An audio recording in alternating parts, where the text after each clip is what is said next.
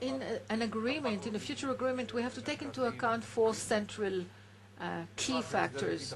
First, special security agreements in the Jordan Valley to prevent smuggling, but also the infiltration of any form of military force to use the territory of Judea and Samaria as a launching pad against Israel. Second, integrating Jordan in trilateral agreements.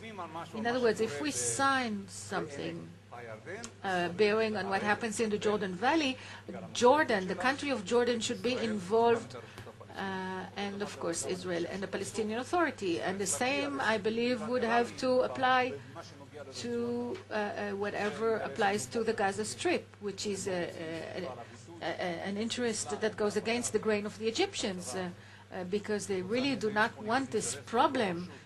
And of course, an aerial space which is completely under the control of Israel.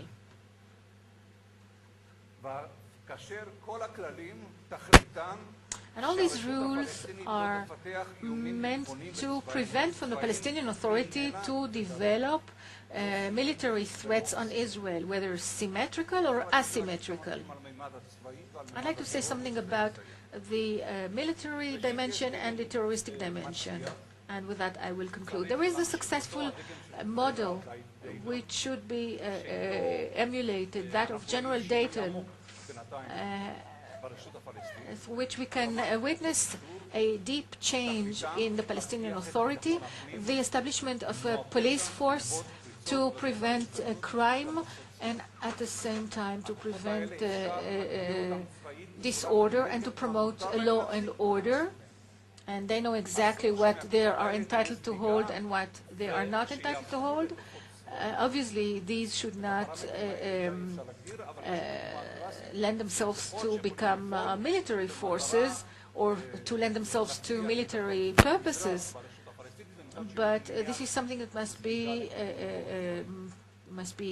guaranteed by the Palestinian Authority as well.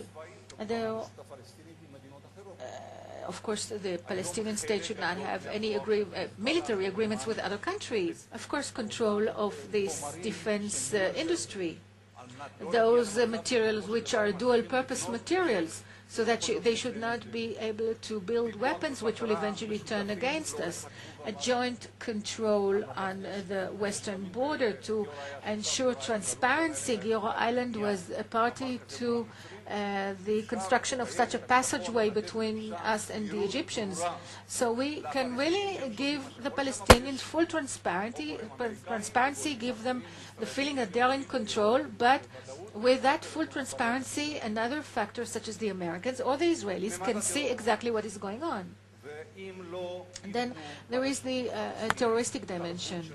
If a culture of peace is not promoted in the Palestinian Authority, and it takes years to evolve to build such a culture of peace in schools' curricula, in propaganda, on TV, and in any possible manner, in the mosques, in the sermons in mosques,